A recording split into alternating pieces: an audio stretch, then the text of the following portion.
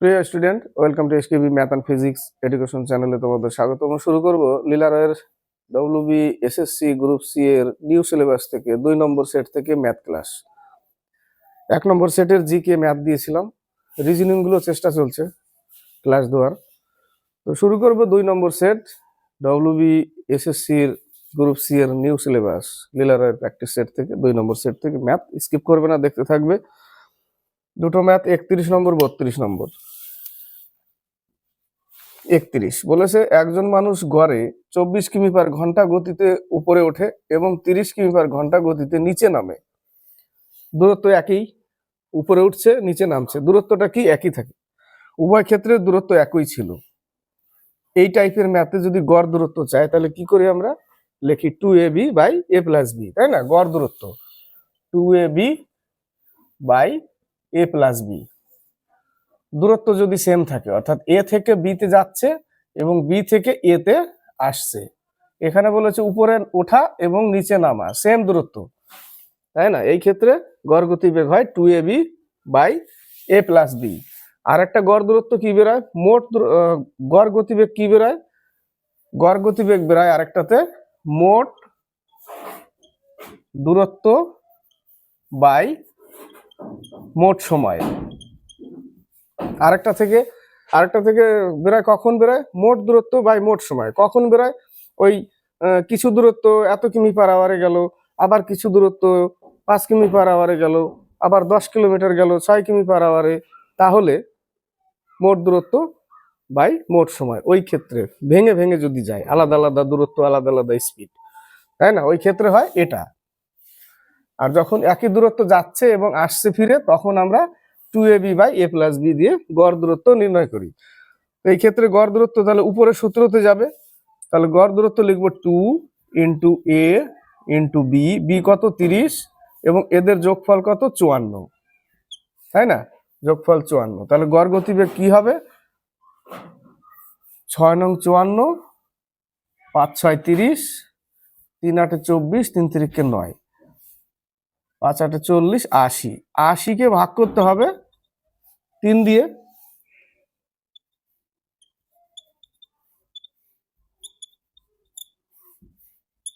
6 6 চলতে থাকবে, বা 2 অবশিষ্ট থাকলো, 2/3 দিতে পারে, 26 পূর্ণ 2/3 বা 0.66। এখানে 0.66 নিয়ে নিয়েছে উত্তর, তাহলে সি নম্বর 26.6 এই পর্যন্তই রেখেছে। 32 নম্বর বলেছে পরীক্ষায় উত্তীর্ণ হওয়ার জন্য সামগ্রিক নম্বরের 40% পাওয়া প্রয়োজন। 40% পেতে হবে পাস করতে গেলে, 40% পেতে হবে টোটাল নম্বরের। বলেছে একজন ছাত্র 265 নম্বর পেয়েও, অর্থাৎ 265 নম্বর পেয়েও 55 নম্বর কম পাওয়ার জন্য, তাহলে পাস করতে গেলে 55 নম্বর লাগতো, অর্থাৎ তাহলে পাস নম্বর কত, সেই 55 যদি যোগ করে দিই আমি, 320 নম্বর হচ্ছে পাস নম্বর। 320 নম্বর পাস নম্বর, ক্লিয়ার? অর্থাৎ 265 পেয়েছে কিন্তু উত্তীর্ণ হওয়ার জন্য 55 নম্বর কম পেয়েছে, তাহলে আরো 55 নম্বর পেলে পাস করতো শুধু। আবার বলে দিয়েছে 40% পেলে পাস, অর্থাৎ তাহলে 40% সমান এই 320, 40% সমান 320। পার্সেন্টেজের জন্য যখনই 100 উপরে চলে যাবে তখন মোট নম্বর পেয়ে যাবো আমরা। তাহলে অঙ্কটার উত্তর কি চেয়েছে, লাস্টে চেয়েছে পরীক্ষায় মোট নম্বর কত, তাহলে 40% সমান সমান 320, অর্থাৎ 40% সমান সমান 320। এই পার্সেন্টেজের জন্য 100 উপরে এবং 40 নিচে, ব্যাস 4 8 32 কেটে গেল, সমান সমান কত পেলাম, 800 নম্বর। অর্থাৎ পাস করতে বলছি, মোট নম্বর 800 নম্বর। এবার 800 নম্বর মোট নম্বর, কত পার্সেন্টেজ পেতে হবে পাস করতে গেলে, 40%, তাই না? 40% পেতে হবে পাস করতে গেলে, সেটাও আসতে পারে। তাহলে আমরা একটু জাস্ট বের করে নিই, 800 নম্বরের 40% কত নম্বর লাগবে পাস করতে গেলে, ওটাই বের হবে 4 8 32, ঘুরে ফিরে ওটাই বের করলাম, সরি আমি বের করতে গেছিলাম পার্সেন্টেজটা। তো পার্সেন্টেজ তাহলে 800-র মধ্যে 320 পাস নম্বর, তাহলে আমরা পার্সেন্টেজ পেয়ে যাব 40%, আবার ঘুরে ফিরে 40% আসবে, ক্লিয়ার? তো এখান থেকে কি চাই, এক চাই মোট নম্বর, এক চাই কত পার্সেন্ট পেতে হবে পাস নম্বর, এক চাই কত নম্বর পেলে পাস। 3টে উত্তর আসে এখান থেকে, তাই না? এখানে চেয়েছে জাস্ট খালি কত নম্বর টোটালটা? তাহলে 800 নম্বর। নেক্সট নম্বর 33, 34, 35। 33 নম্বর অঙ্কটা কলকাতা পুলিশ না ওয়েস্ট বেঙ্গল পুলিশে এসেছিল এই অঙ্কটা। 33 নম্বর অঙ্কটা বলেছে একটি আয়তাকার প্লটের দৈর্ঘ্য ও প্রস্থের অনুপাত। এটা একটা আয়তাকার প্লট, দৈর্ঘ্য কত? দৈর্ঘ্য 6 অনুপাত প্রস্থ 5 অনুপাত।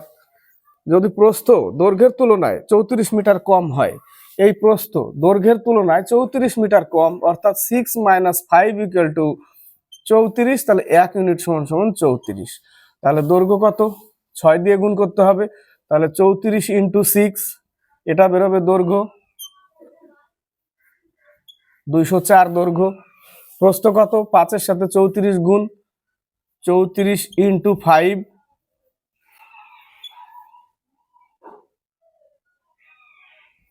170। প্রস্থ হচ্ছে 170। এবার কি চেয়েছে? এবার পরিসীমা চেয়েছে, তাই না? তাহলে আয়তাকার প্লটটির পরিসীমা সূত্র কি? এর ক্ষেত্রফলের সূত্র হচ্ছে দৈর্ঘ্য ইন্টু প্রস্থ। আয়তক্ষেত্রের দৈর্ঘ্য ইন্টু প্রস্থ সমান সমান ক্ষেত্রফল। আর পরিসীমা হচ্ছে 2 × দৈর্ঘ্য প্লাস প্রস্থ। তাহলে 2 দৈর্ঘ্য যোগ করতে হবে, তাহলে এর সাথে যোগ করতে হবে। যোগ করলে কত হয়? 4, 7, 3 এত, তাই না? এটা যোগ করলে এত, তার সাথে 2 গুণ, তাহলে পরিসীমা কত হবে? 8, 748 হবে এর পরিসীমা। ক্লিয়ার?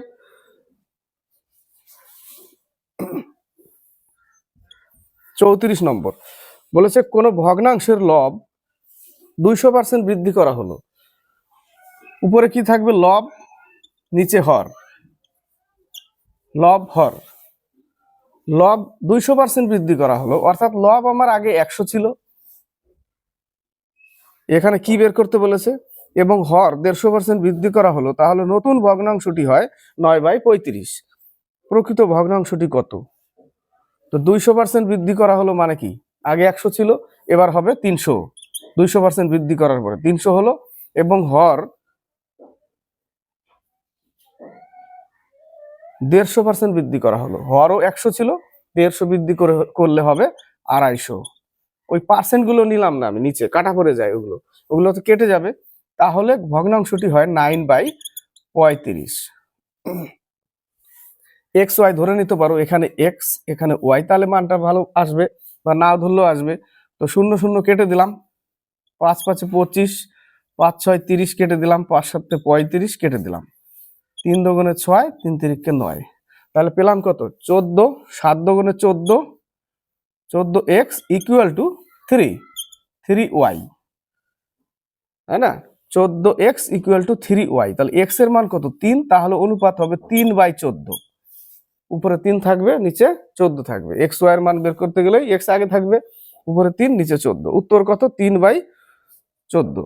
14/3 না, কিন্তু 3/14। ক্লিয়ার? সেই জন্য x y ধরে নিলাম, না হলে তো 14 এই পাশে 3 ওই পাশে, তাহলে পাচ্ছে না, 14:3 হচ্ছে না। তারপরে দেখলো একজন 3/14 আছে, তাহলে ওটাই উত্তর হবে, মেরে দিলে তো ওটাই হবে। কিন্তু ক্লিয়ার হবে কি? x আর y নিলে পুরোপুরি ক্লিয়ার হয়ে যাবে কত কত হবে। ক্লিয়ার? 35 নম্বর,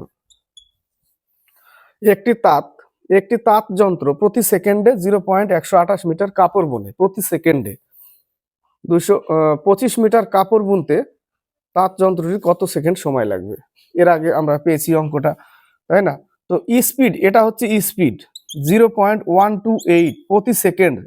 এটাই কিন্তু মিটার কাপড় বুনে, এত মিটার, এটা মানে কি? এটা দূরত্ব। এত মিটার কাপড় বোনা মানে কি? দূরত্ব। এটা এত মিটার দূরত্ব, আর বাই সেকেন্ড, তাই না? সেকেন্ডের জন্য এবার দশমিক তুললে এত, তাহলে দূরত্ব বাই সময় পেয়ে গেলাম, তাই না? এটা দূরত্ব, নিচে সময়। তো দূরত্ব বাই সময় সমান সমান কি? স্পিড পেয়ে গেলাম, তাহলে এটা কিন্তু স্পিড, এটা স্পিড। এবার বলেছে 25 মিটার কাপড় বুনতে তার যন্ত্রটি কত সেকেন্ড সময় লাগবে? তাহলে 25 মিটার কাপড় বুনতে, এটাও দূরত্ব, তাহলে দূরত্ব বাই স্পিড। দূরত্ব বাই স্পিড সমান কি পাই আমরা? সময় পাই, তাই না? তাহলে এটা লিখতে হবে নিচে, কিন্তু ক্যালকুলেশনটা জটিল, 1000 উপরে চলে যাবে। এটা ক্যালকুলেশন করতে হবে। এটা ক্যালকুলেশন করলে 195.5 আসবে এরকম, ঠিক আছে, একটু করে নাও, এটা ক্যালকুলেশন করতে হবে, একটু কেটে ভাগ করতে হবে। ঠিক আছে, কেটে ভাগ করলে আসবে 195 চলে আসবে, তারপরে 5 চলে আসবে, কিন্তু এই পর্যন্তই নিয়েছে। এটা কাটাকাটি করতে হবে, ছেড়ে আসা যাবে না, কাটাকাটি করতে হবে। 2 দিয়ে কেটে দাও, 5 দিয়ে কেটে দাও, 5 দিয়ে কাটা যাবে না, 2 দিয়ে কেটে যাবে, 4 দিয়ে কেটে যাবে, কারণ এটা 128, 4 দিয়ে কেটে যাবে, 4 দিয়ে কেটে দাও। তো ভাগ করলে 195 পুরোপুরি আসবে না, 195.5 এরকম আসবে, 195 পর্যন্ত নিয়েছে, তাহলে এত সেকেন্ড লাগবে। এটা কিন্তু এই জায়গাটাই খেলা, যে এত মিটার সেকেন্ডে এত মিটার কাপড় বলে, তার মানে এটাই হচ্ছে স্পিড, দূরত্ব বাই সময়, স্পিড মিটার পার সেকেন্ডে। আর এটা দূরত্ব দিয়েছে পরে, দূরত্ব বাই স্পিডকে করলেই টাইম পেয়ে যাবো আমরা। নেক্সট অঙ্ক 36, 37। 36 নম্বর, 6টি ঘন্টা একসাথে বাজা শুরু করে এবং যথাক্রমে 2, 4, 6, 8, 10, 12 সেকেন্ডের ব্যবধানে বাজে। 30 মিনিটে তারা একসাথে কতবার বাজবে? কি করতে হবে? 36 নম্বরের 6টি ঘন্টা একসাথে বাজা শুরু করে এবং যথাক্রমে 2, 4, 6, 8, 10, 12 সেকেন্ডের ব্যবধানে বাজে। তো 30 মিনিটে তারা একসাথে কতবার বাজবে? 30 মিনিটে 30 মিনিটে একসাথে কতবার বাজবে? এদের লসাগু করতে হবে। এদের কি করতে হবে? লসাগু করতে হবে। লসাগু 120 সেকেন্ড বেরোবে। লসাগু 120 সেকেন্ড। এবার 120 সেকেন্ড দিয়ে 30 মিনিটকে ভাগ করতে হবে, কিন্তু 30 মিনিটকে আবার সেকেন্ড করতে হবে। 30 মিনিটকে সেকেন্ড করে তারপরে 120 দিয়ে ভাগ করতে হবে, বাস উত্তর এটা। ক্লিয়ার? 6 দুগুণে 12, 15 উত্তর, তাই না? কত উত্তর? 15।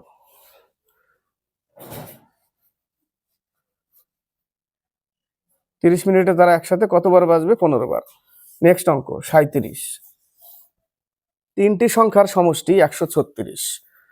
প্রথম ও দ্বিতীয় সংখ্যার অনুপাত 2:3। এটা দ পদ্ধতিতে অনুপাত বের করে নিতে হবে আগে। এবং দ্বিতীয় আর তৃতীয়র অনুপাত 5:3। 5:3। দ পদ্ধতিতে এদের অনুপাতগুলো বের করতে হবে, তারপরে 3টির সমষ্টি কত? 136 লিখে দিতে হবে। তাহলে 5 দুগুণে 10, 3 5 15, 3 3 9। এই যে 3টে পেলাম আমরা, এই 3টের যোগফলই হচ্ছে কত? 136। তাহলে যোগফল কত? 25, আর দিকে হচ্ছে 34, তাই না? 25 আর 9 34। তাহলে 34 ইউনিট সমান সমান, বা 34 সমান সমান 136। তাহলে 1 সমান সমান হচ্ছে 4। 4 দিয়ে কেটে যায়, 1 সমান সমান 4। তাহলে এদের মানগুলো পেয়ে যাবো। 4 10 40, 4 15 60, 4 9 36। এইগুলো হচ্ছে এদের মান। ঠিক আছে, এবার কি চেয়েছে?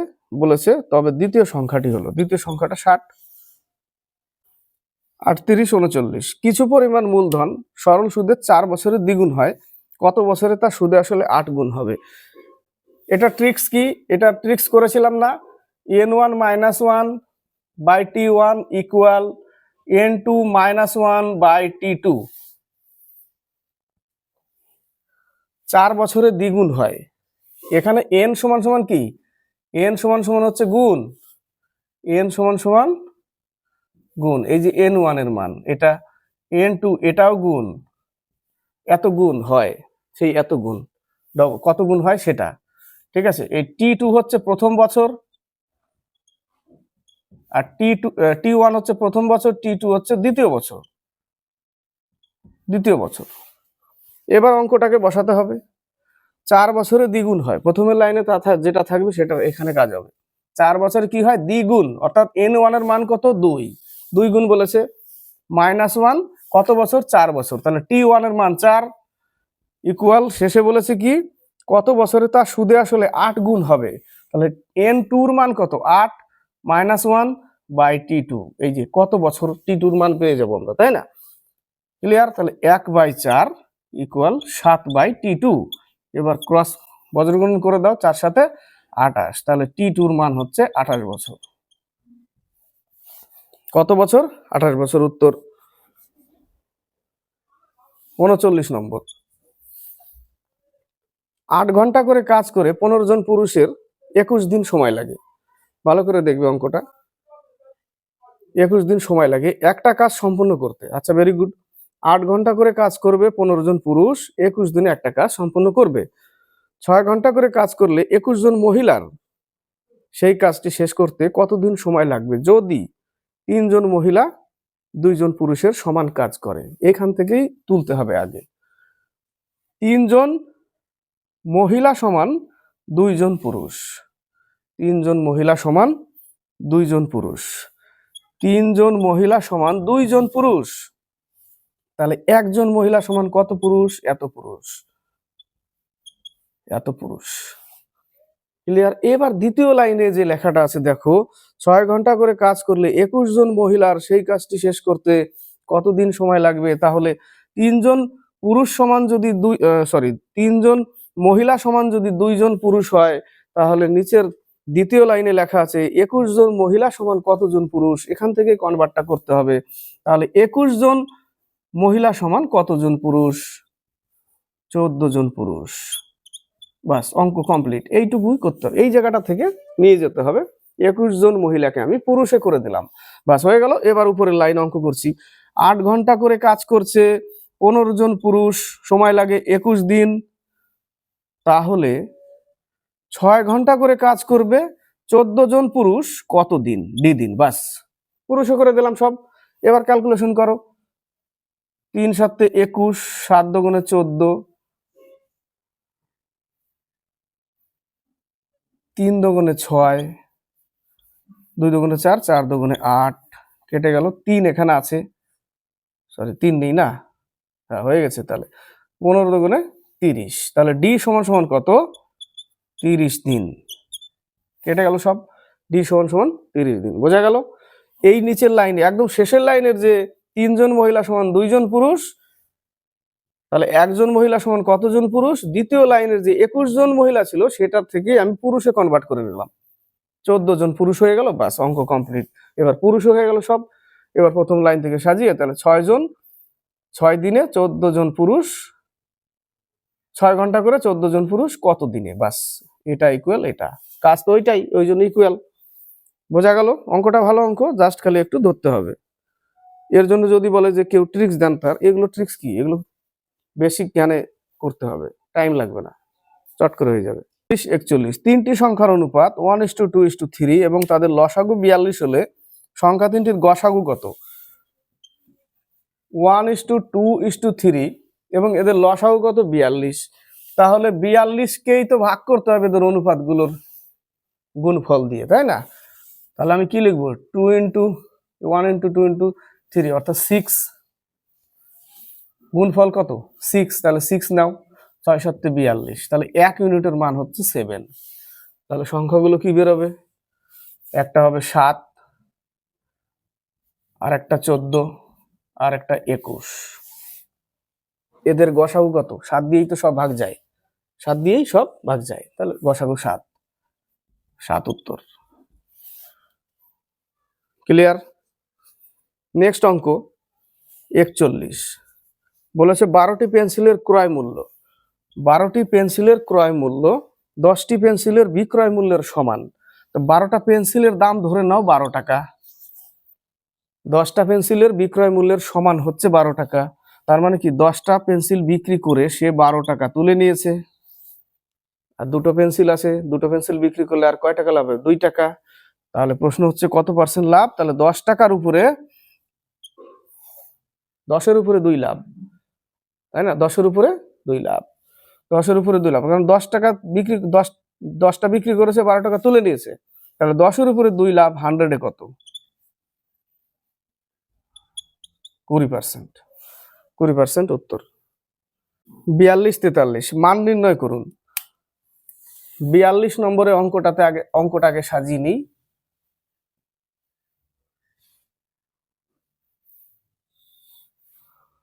0.0001234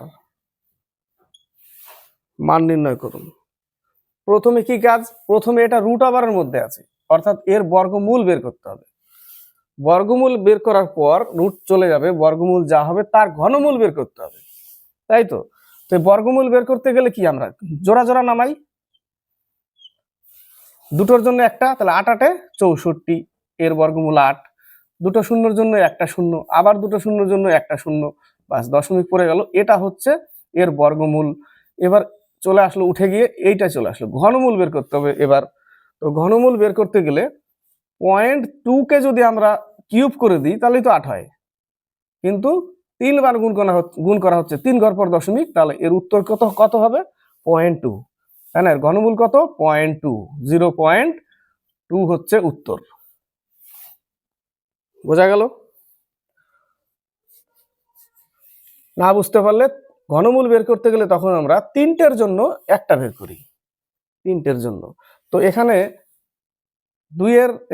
2 এর কিউব করলে 8 হয়, তো তার 3 ঘর পর দশমিক আছে, তাই না? 3 ঘর পর দশমিক আছে, তাহলে দশমিক নিয়ে নিব। তো একে এবার কিউব করলে 0.008 হয়। ক্লিয়ার? বোঝানো সেরকম কিছু নেই এর মধ্যে, ঠিক আছে? ক্লিয়ার হলো? তাহলে উত্তর কত হবে 0.2 উত্তর। এবার 43, 20% হারে চিনির মূল্য হ্রাস করলে একজন ক্রেতা 160 টাকায় 2.5 কেজি চিনি বেশি ক্রয় করতে পারেন। প্রতি কেজি চিনির আসল ক্রয় মূল্য কত? পূর্বের দাম চেয়েছে। হ্রাস মূল্য দাম বের করতে গেলে দেখে রাখবে, এগুলো একটু মনে রাখতে হয়। হ্রাস মূল্য বের করতে গেলে এই যে 20% ইন্টু টাকাটাকে উপরে রাখবে, 160 টাকায় কত কেজি বেশি পায়? 2.5 কেজি, অর্থাৎ 5/2। এটা থেকে বেরোবে হ্রাস মূল্য। বর্তমান মূল্য কত? এইটুকু ক্যালকুলেশন করলে বর্তমান মূল্য বেরোবে। কোন মূল্য বেরোবে? বর্তমান মূল্য। এর সাথে যখনই আমি পূর্বের মূল্য বের করতে যাব, পূর্বের মূল্য, তখনই কিন্তু এর উপরে 100 নিচে 80 দিতে হবে। এই যে 20% কম করেছিল, তাহলে বর্তমান মূল্য বের করতে গেলে আমি কি করব? বর্তমান বলছি, পূর্বের মূল্য।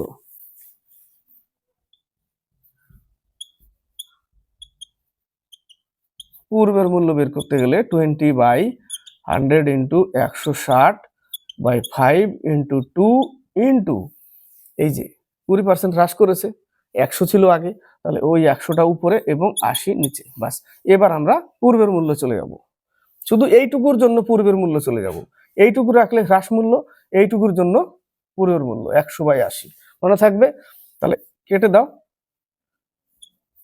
কেটে দাও, 4×5 20, কেটে দাও, 2 × 4, 4×4 16 টাকা। তাহলে পূর্বের মূল্য 16 টাকা ছিল, আর যদি বর্তমান বলে তাহলে এইটুকু ক্যালকুলেশন করে যা বেরোবে সেটাই হবে বর্তমান। ক্লিয়ার? 44, 45, 46, 44 নম্বর অঙ্কটা একটু ভালো করে খেয়াল করবে। এটাও একটা প্র্যাকটিক্যালি, এই জায়গাটা অঙ্কটা সলিউশন করতে গেলে একটু প্র্যাকটিক্যাল চিন্তা ভাবনা আনতে হবে। এই জায়গাটা একটু প্র্যাকটিক্যাল চিন্তা ভাবনা আনতে হবে। প্রত্যেকটা অঙ্কই প্র্যাকটিক্যালি থাকে, তাহলে অঙ্ক যদি একটু প্র্যাকটিক্যাল চিন্তা ভাবনা করা যায় তাহলে অঙ্ক একটু সময় লাগলেও পরবর্তীকালে কিন্তু লাভ হবে, মানে তোমার ডেভেলপ হবে অঙ্কে, ঠিক আছে? তো প্র্যাকটিক্যাল একটু ভাববে। বলেছে একজন অসাধু দোকানদার দাবি করেন যে তিনি টাকা 95 কেজি দরে চাল বিক্রি করেন, তাতে 1 কেজি লেখা থাকে। ছবি এঁকেই দিই, এটা একটা প্যাকেট, চালের প্যাকেট, 1 কেজি ওজন, লেখা আছে। এর দাম নিচ্ছে কত? 95 টাকা। 1 কেজি লেখা আছে, দাম নিচ্ছে কত? 95 টাকা, কিন্তু আসলে এর ওজন 950 গ্রাম। লেখা আছে 1 কেজি, কিন্তু বাস্তবে কিন্তু ওজন করলে দেখা যাবে এই 1 কেজির প্যাকেটটা 950 গ্রামের, 50 গ্রাম ওখানে কম আছে। এইভাবে 100 কেজি প্রকৃত ওজনের চাল বিক্রি করে তিনি যে লাভ অর্জন করেন তার পরিমাণ কত? 100 কেজি প্রকৃত ওজন। এবার বলেছে 100 কেজি প্রকৃত ওজন, তাহলে আমাকে এখান থেকে অ্যাকচুয়াল 1000 গ্রামের দাম কত, 1 কেজির দাম কত সেটা বের করতে হবে। যে 95 টাকা যদি 950 গ্রামের দাম হয়, তাহলে 1000 গ্রামের দাম কত? অ্যাকচুয়াল দাম পেয়ে যাব আমরা। 1000 গ্রামের দাম হচ্ছে 100 টাকা। এটা কিন্তু 100 টাকা, 1000 গ্রামের দাম 100 টাকা। তো এরূপ প্রকৃত ওজনের 100 কেজি চাল যদি সে বিক্রি করে, তাহলে তার কিন্তু 100 কেজি চাল বিক্রি করবে, কিন্তু প্রত্যেকবার 50 গ্রাম করে কম থাকবে। এইটা কিন্তু খেয়াল করবে। 100 কেজি ওজনের প্রকৃত চাল বিক্রি করবে, কিন্তু প্রত্যেকবার কিন্তু 50 গ্রাম কেজিতে কম থাকবে। চাল বিক্রি করবে 100 কেজি, কিন্তু 50 গ্রাম করে কম থাকবে প্রত্যেকটা প্যাকেটে, আর বলবে 1 কেজি, বলবে 1 কেজি। বোঝা গেল? তাহলে প্রকৃত 100 টাকা, 1000 গ্রামের দাম 100 টাকা, তাহলে প্রকৃত যদি 100 কেজি হয়, তাহলে 100 টাকা কেজি হয়, তাহলে সেই 100 কেজির দাম হচ্ছে 10,000 টাকা। 100 কেজির দাম 10,000 টাকা, কিন্তু সে প্রত্যেক কেজিতে 50 গ্রাম করে কম দিবে। তাহলে তার 100 কেজি বিক্রি করলে কত টাকা বিক্রি করবে? তাহলে 95 টাকা কেজি যদি বিক্রি করে, আর ওই 100 কেজি চাল যদি বিক্রি করে, তাহলে সে বিক্রি করবে 9,500 টাকা। অঙ্ক কিন্তু উত্তর হয়ে গেছে, 9,500 টাকা। প্রত্যেক জায়গায় 50 গ্রাম করে কম আছে, কিন্তু দাম কত? অ্যাকচুয়ালি 10,000 টাকা, বিক্রি করছে 9,500 টাকা। কিন্তু প্রশ্ন হচ্ছে, ওই যে 1 কেজির জায়গায় 50 গ্রাম করে কম, তো 50 গ্রাম করে কম যদি হয়, তাহলে 100 কেজির থেকে বাড়তি পাবে না?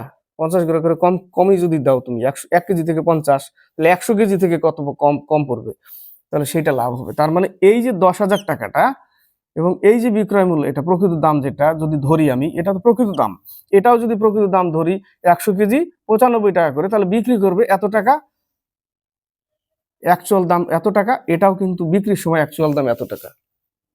তাহলে কত টাকা লাভ আছে? 500 টাকা লাভ আছে। 500 টাকা তার লাভ আছে, কারণ এই 100 কেজির জায়গায় প্রত্যেক 1 কেজিতে 50 গ্রাম করে কম দিবে, কম দিবে। ঠিক আছে, 50 গ্রাম করে কম দিলে এই বিক্রয় মূল্য, সরি, এই ক্রয় মূল্য আর এটা 100 কেজি প্রকৃত দাম তো এটাও, কিন্তু সে যদি বিক্রি করে প্রকৃত দামে 1 কেজির জায়গায় 50 গ্রাম করে কম দিয়ে 95 টাকা কেজি লেখা থাকবে 1 কেজি, তাহলে বিক্রি করবে এত সেই 100 কেজি, তাহলে তার 500 টাকা লাভ হবে। বোঝা গেল অঙ্কটা একটু? যদি না বুঝতে পারো কমেন্টে লিখে পাঠাবে। 45 নম্বর, যদি 8 জনের একটি কমিটিতে 35 বছর ও 45 বছরের 2 জন পুরুষের বদলে, কয়জন কমিটিতে আছে? 8 জন। তার মধ্যে 35 বছর এবং 45 বছরের 2 জন মহিলা, নাকি 2 জন পুরুষের বদলে, আচ্ছা পুরুষ কত বছর? 80 বছর টোটালে। 2 জন পুরুষের বদলে 2 জন মহিলা অন্তর্ভুক্ত হলো, অর্থাৎ এখান থেকে 2 জন পুরুষ বেরিয়ে গেল এবং 2 জন মহিলা আসলো, আবার ঘুরে ফিরে 8 জনই হলো। কিন্তু ওই 2 জন মহিলা আসাতে 8 জনের গড় বয়স 2 বছর করে বেড়ে গেল।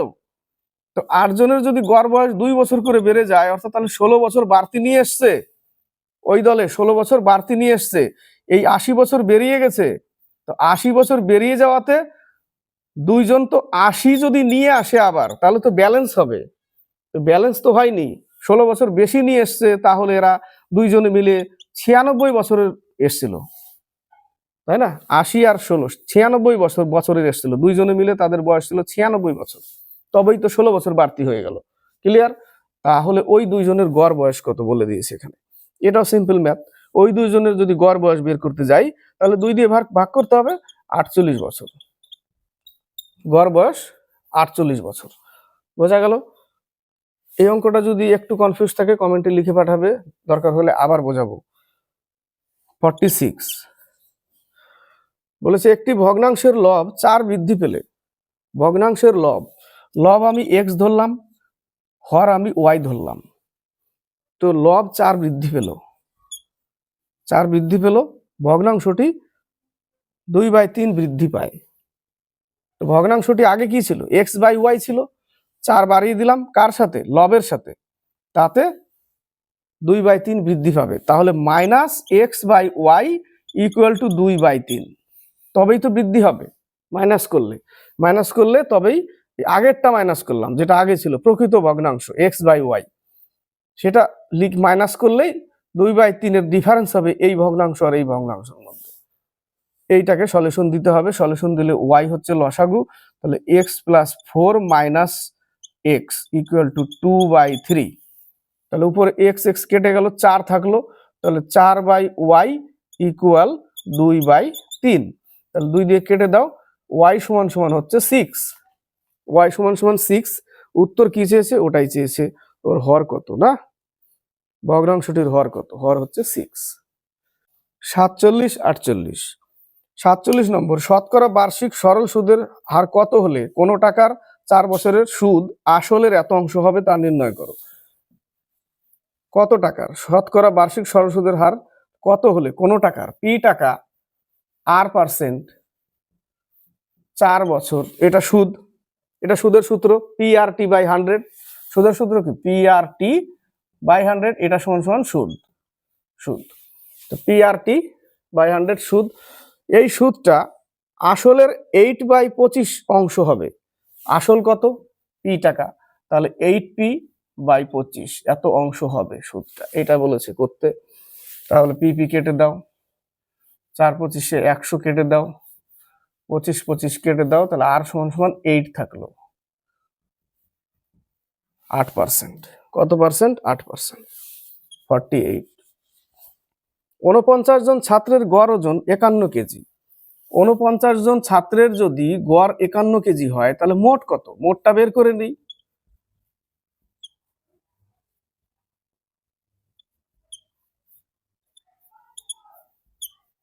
$2499 হচ্ছে মোট। যখন একজন নতুন ছাত্র যোগ দেয় তাহলে 49 জন ছিল, নতুন ছাত্র একজন আসলো, হয়ে গেল 50 জন। 50 জন হয়ে গেল, ঠিক আছে। তাহলে গড় ওজন হয় 51.2। 51.2 হয়ে যায়। তো আগে 51 ছিল, এখন 51.2, তাহলে 0.2, তাই না? 0.2। তো 0.2 করে বেড়েছে, হয়ে গেছে, আছে 50 জন, তাহলে 10 বছর বেড়ে গেছে। 10 বছর বেড়ে গেছে। তো 51 কেজি আগে ছিল, তাহলে নতুন ছাত্রটির ওজন ছিল 10 বছর বেড়ে গেছে, মানে কি 10 বছর বাড়তি নিয়ে এসছে। নতুন ছাত্রটা 10 বছর বাড়তি নিয়ে এসছে। তো 10 বছর বাড়তি নিয়ে আসছে, আগে গড় ওজন ছিল 51 কেজি, আর 10 বছর বাড়তি নিয়ে এসছে, তাহলে সেই লোকটার বয়স কত? 61 কেজি, তাই না? তার বয়স কত? তাহলে নতুন ছাত্রটির ওজন ছিল 61 কেজি। যদি বুঝতে না পারো কোনো সমস্যা নেই, তাহলে এই 51.2-কে 50 দিয়ে গুণ করতে হবে, গুণ করে যা হবে সেখান থেকে এটা বিয়োগ করতে হবে, তাই না? সেখান থেকে এটা বিয়োগ করতে হবে।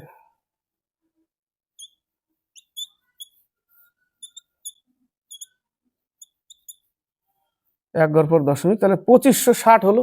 তাহলে 2560 থেকে 2499 বিয়োগ করতে হবে। 61 কেজি। কত উত্তর? 61 কেজি উত্তর। Next math 49-50। 49 নম্বর, একটি ঘোড়া এবং একটি গরুর মোট দাম 50,000 টাকা। একটি ঘোড়া প্লাস গরু, এটা শর্টকাটের অঙ্ক, কিন্তু শর্টকাটের অঙ্ক আসবে কি পরীক্ষা কি জানি, দেখে রাখো, আসলে ভালো। কিন্তু ম্যাক্সিমাম কিন্তু অঙ্ক এখন শর্টকাট আসবে না। বেস ক্লিয়ার থাকলে, কনসেপ্ট ক্লিয়ার থাকলে তবে অঙ্ক করতে পারবে পরীক্ষায়। সব ক্যালকুলেটিভ ম্যাথ আসবে, খোঁচা মেরে উত্তর বের করা সেটা এখন ভুলে যাও। সেই জন্য অঙ্কের বেস তৈরি করো আগে। একটি ঘোড়া একটি গরুর মোট দাম 50,000 টাকা। যদি ঘোড়াটি 20% লাভে, ঘোড়া 20% লাভে এবং গরু 10% ক্ষতিতে বিক্রি করা হয়। 10% ক্ষতি মানে -10। 10% ক্ষতিতে বিক্রি করা হয়, তবে মোটের উপর 5% লাভ হয়। মোটের উপর, এটা একটু আর একটু চেপে দিই। তো 20% লাভে এটা হচ্ছে ঘোড়া, আর গরু হচ্ছে 10% ক্ষতিতে, আর মোটের উপরে 5% লাভ মানে এটা প্লাস। এই জায়গাটা যদি কনফিউজ থাকে যে কোনটা যোগ করব আর কোনটা বিয়োগ করব, সাইন যখনই বিপরীত হবে যোগ করে দিবে, চিহ্ন যখনই বিপরীত হবে যোগ, প্লাস মাইনাস যোগ, আর মাইনাস মাইনাস বিয়োগ, প্লাস প্লাসে বিয়োগ। যেহেতু এখানে সাইন বিপরীত, তাহলে কি করব? যোগ করব। এখানে যেহেতু সাইন একই, প্লাস প্লাস, তাহলে বিয়োগ করব। অনুপাত কত আসলো? 1:1। তার মানে অর্ধেক টাকা ঘোড়ার দাম, অর্ধেক গরুর দাম। বোঝা যাচ্ছে তো? 1/2, তাহলে 1/2 ইন্টু কত? অনুপাতের যোগফল 2, তাহলে 1/2 ইন্টু 50,000। এটা করার কোনো দরকার নেই, কারণ অর্ধেক অর্ধেক অর্ধেক অর্ধেক, তাই না? তাহলে 25,000 টাকা। 25,000 টাকা হচ্ছে ঘোড়ার দাম, 25,000 টাকা গরুর দাম। ক্লিয়ার? এটা যদি এবার না বুঝতে পারো, তাহলে যেটা আগে করতাম সেটা কি, ধরে নিলাম X টাকা ঘোড়া 20% লাভে, প্লাস 50,000 টাকা থেকে বিয়োগ করতে হবে X টাকা 10% ক্ষতি বাই 100, দুটো বিক্রয় মূল্যে 5% লাভ, তার মানে ইকুয়াল 50,000 ইন্টু 105 বাই 100।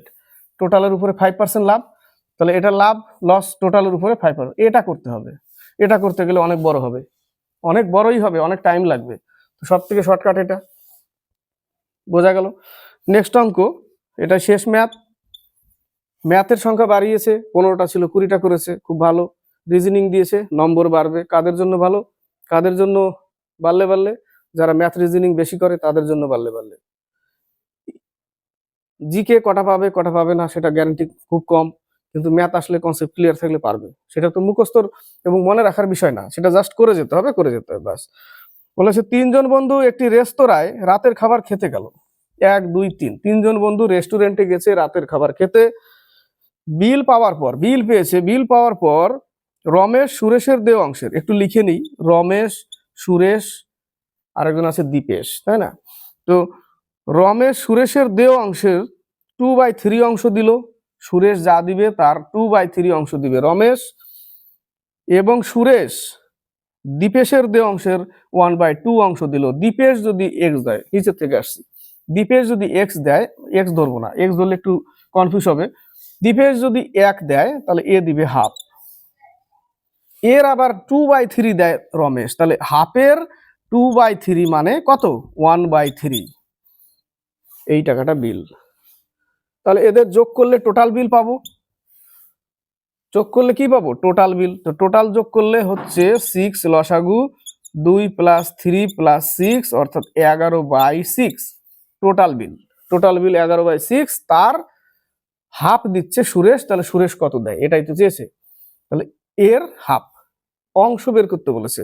তাহলে এত বাই এত, 1/2/11/6। 6 উপরে চলে যাবে, 6 উপরে গেলে কত থাকছে? 6/22, কাটলে পাবো 3/11। এই যে এত অংশ, 3/11 অংশ। কমপ্লিট হলো 2 নম্বর সেট, নিউ সিলেবাসের নীলার প্র্যাকটিস সেট থেকে WB SSC set, group C এর সেট ম্যাথ ক্লাস। ক্লাসটি ভালো লাগলে লাইক শেয়ার কমেন্ট অবশ্যই করবে, কারণ ম্যাথ শেখাতে চাই। ট্রিক্স দিয়ে লাফিয়ে চলে গেলাম, অনেক স্টুডেন্ট বুঝতে পারবে না, চলে যাবে কানেক্ট দিয়ে। আর কারা বুঝতে পারবে? 100টার মধ্যে 20টা ছেলে বুঝতে পারবে, যারা যারা আগে থেকে স্ট্রং। স্ট্রংকে নিয়ে স্ট্রং করাটা, দুর্বলকে নিয়ে স্ট্রং করো, তাই না? এটাই হচ্ছে টার্গেট আমার, যে যারা পারে না তাদেরকে শেখাও, যারা পারে তাদের ভালো লাগলে দেখবে, না দেখলে না দেখবে, কোনো চাপ নাই। ঠিক আছে, এই বিষয়ে আগেও বলেছি, কোনো চাপ নাই, কারণ আমার 100টার মধ্যে 80টা ছেলে দরকার, তাই না? 20টা ছেলে দেখবে না, অনেকে বলে আনসাবস্ক্রাইব করে দেয়, চলে যায়। অবশ্যই চলে যাবে, কোনো অসুবিধা নেই, আমার কাছে ভালো নাও লাগতে পারে। যেখানে ভালো লাগবে সেখানে পড়বে, কিন্তু লেগে থাকবে, বাতিতে তেল দিয়ে দিতে থাকবে, নিপতে দেওয়া যাবে না, সারা বছর পড়তে হবে। অনেক আছে এখনই শুরু করবো, কি ছেড়ে ভাই, কোনো অ্যাপ্লিকেশন ছাড়লো, না জানে কি সাইক্লোন আন্ধি তুফান চলে আসবে, এরকম বিষয়টা। ওরকম না, সারা বছর তেল দিয়ে যেতে হবে, প্র্যাকটিস করে যেতে হবে। ফোটায় ফোটায় খেজুর গাছে হাড়ি পাতলে ফোটা পরে সকালবেলা ভর্তি হয়ে পড়েও যায়, বিষয়টা ওরকম। ফোটা দিয়ে রাখতে হবে, বাতি জ্বালিয়ে যেতে হবে। সেই জন্য এখানে পড়ো, যেখানেই পড়ো সেখানে পড়ে যেতে হবে। ঠিক আছে, চাকরি নিতে গেলে, চাকরি পাওয়াটা একটা ধ্যান এখন। ঠিক আছে, কম্পিটিশন খুব বেশি। তো যাই হোক, সবসময় বলি লেগে থাকতে হবে, হাল ছাড়া যাবে না, যতক্ষণ সময় আছে ততক্ষণ। রবার্ট ব্রুসের মতন সেই মাকড়সার গল্পটা যেটা ছিল, তাই না? হাল ছাড়া যাবে না, হাল ধরে রাখতে হবে। আজ হবে না কাল হবে, কাল হবে না পরশু হবে, তাই না? এরকম। তো ক্লাস ভালো লাগলে লাইক শেয়ার কমেন্ট করবে, চ্যানেলের সাথে যুক্ত হয়ে থাকবে। প্রিভিয়াস ক্লাস জাস্ট নিউ সিলেবাসের 2টোই সেট চললো, আর পুরোনো সিলেবাসের কিছু মোটামুটি চলে গেছি, 13-14টা সেট। জিকেও চলে গেছি কিছু দূর, ওগুলোও চলবে, এটাও চলবে, কার্তিক সুন্দর মন্ডলের সেটও চলবে, সবই চলবে যতদূর পারবো। ঠিক আছে, তো সাবস্ক্রাইব করবে নতুন যারা, ভালো লাগলে কমেন্টে লিখে পাঠাবে। একটা অঙ্ক দিয়েছিলাম, যে অঙ্কটা যদি না বুঝতে পারো আবার করব, লিখে পাঠাবে।